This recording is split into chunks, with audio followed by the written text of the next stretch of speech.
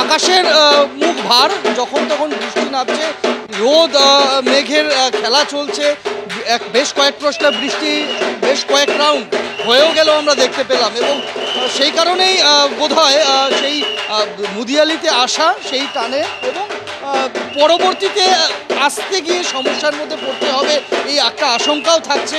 বৃষ্টি হবে কি হবে না, পুজোতে বৃষ্টি ভোগাবে কি ভোগাবে না, এই সমস্ত ভাবনা চিন্তা থেকে কিন্তু মানুষজন ভিড় জমিয়েছেন। আর যার টানে ভিড় জমিয়েছেন সেই মুদিয়ালির দেবী প্রতিমা বলো বা মুদিয়ালির মণ্ডপ সজ্জা বলো, দুটোই কিন্তু এবার এক কথায় অনন্য। তাদের 91তম বছর এটা, এবং এই 91তম বছরে তারা যে বিষয় ভাবনা নিয়ে এসেছেন সেই বিষয় ভাবনাটা তারা যেভাবে ফুটিয়ে তুলেছেন তা এক কথায় কিন্তু অপূর্ব। তুমি দেবী প্রতিমা দেখতে পাচ্ছ, যারা এই মুহূর্তে এবিপি আনন্দের পর্দায় নজর রেখেছেন তাদের কাছে, যারা আসতে পারেননি মুদিয়ালির পুজো মণ্ডপে, তাদের জন্য মুদিয়ালির দেবী প্রতিমা এবং যে মুদিয়ালির মণ্ডপ সজ্জা সবটাই আমরা তুলে ধরছি। বিষয় ভাবনা তাদের হচ্ছে আত্মশুদ্ধি, নিজের অন্তরের শুদ্ধিকরণ, এই বিষয় ভাবনাকে তারা ফুটিয়ে তোলার চেষ্টা করেছেন শিল্পী। দেবী প্রতিমার পাশাপাশি এখানে আমি মণ্ডপের ভেতরের যে সাজসজ্জা সেটা একবার দেখাবো। পুরো শ্বেতপদ্ম, তার বিভিন্ন প্রতিকৃতি এখানে, এই যে এই ওপরের যে ঝাড় বাতিটা তারা এখানে বানিয়েছেন, যেটা শ্বেত পদ্ম দিয়ে বানানো হয়েছে, এবং সেই গোটা মণ্ডপের জায়গায় জায়গায় এইভাবেই বৃত্তাকারে সেই ঝাড়বাতি সেটা ঘুরে চলেছে।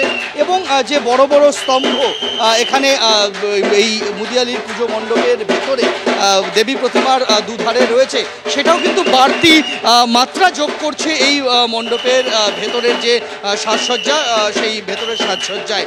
পুজোর আনুষ্ঠানিক শুভারম্ভ আগামীকাল, কিন্তু তার আগেই মানুষজন সেই মুদিয়ালির পুজো মণ্ডপের দেবী প্রতিমা দর্শনের টানে কিন্তু পঞ্চমীর এই দুপুরে বেরিয়ে পড়েছেন।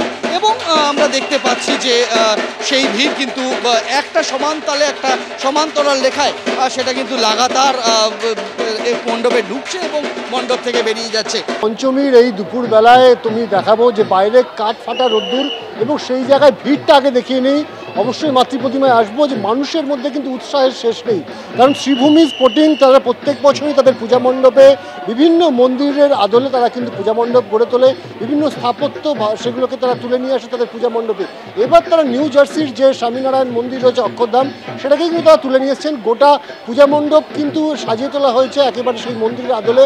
এমনকি ভেতরের যে কারুকার্য, সেই কারুকার্যও কিন্তু দেখা যাবে যে অক্ষরধাম মন্দিরের যে ছোঁয়া রয়েছে সেই ছোঁয়া কিন্তু রয়েছে, একেবারে নিখুঁত কাজে কিন্তু ফুটিয়ে তোলা হয়েছে গোটা মন্দির চত্বরকে। এবং তার সঙ্গে অবশ্যই কিন্তু মাতৃপ্রতিমায় সাবেকিয়ানার ছোঁয়া থাকে। 53তম বছরে এসেও কিন্তু মাতৃপ্রতিমায় তারা কোনোভাবেই পরিবর্তন করতে নারাজ, এবং তাদের সেই সাবেকিয়ানার ছোঁয়া এবার দেখতে পাচ্ছ যে হোয়াইট গোল্ড এবং ডায়মন্ডের সাজে সজ্জিত হয়েছে মা দুর্গা এবং সপরিবারে। এবং তুমি দেখতেই পাচ্ছ যে একেবারে সারাক্ষণ কিন্তু এখানে পুলিশি প্রহারা রয়েছে, যাতে এখানে কোনো বিশৃঙ্খলা না হয়। কারণ শ্রীভূমি স্পোর্টিং মানেই কিন্তু মানুষের কাছে একটা উন্মাদনার জায়গা। প্রত্যেক বছর মানুষ আসেন এখানে একবার শ্রীভূমি স্পোর্টিং তারা দর্শন করতে চান। এবং এই যে পঞ্চমী দুপুর 12:30 1টা বাজে, এই সময় কিন্তু বিপুল সংখ্যক মানুষ তারা কিন্তু আসতে শুরু করেছেন। কারণ অনেকেই কিন্তু সন্ধ্যের ভিড় বা সন্ধ্যের এই যে দর্শনার্থীদের চাপ, সেটা থেকে কোথাও গিয়ে নিজেদেরকে একটু আলাদা করে ফাঁকায় ফাঁকায় ঠাকুর দেখতে চান, এবং সে কারণেই কিন্তু শ্রীভূমিতে আসা। কিন্তু শ্রীভূমিতে যে ছবি দেখা যাচ্ছে তাতে কিন্তু ভিড় সন্ধ্যেবেলার থেকে কোনো অংশে যে কম এমনটা কিন্তু নয়। প্রচুর মানুষ আসছেন তারা বিভিন্ন দূর দূরান্ত থেকে।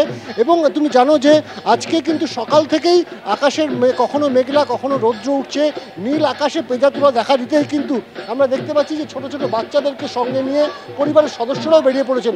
সবাই চাইছেন যে শ্রীভূমির এবারের যে পূজা মণ্ডপ সেটাকে যেমন তাদের মুঠোফোন বন্দি করতে, একই সঙ্গে মাতৃপ্রতিমার এই অপরূপ রূপ সেটাকেও কিন্তু তারা চাইছেন ছবি তুলে রাখতে। এবং এই যে মানুষের ভিড় সেটা কিন্তু বলে দিচ্ছে যে আজকে পঞ্চমী পুজো শুরু হতে আরও কয়েক ঘন্টা বাকি রয়েছে, কিন্তু তার আগেই মানুষের মধ্যে যে উন্মাদনা সেটা চরমে রয়েছে।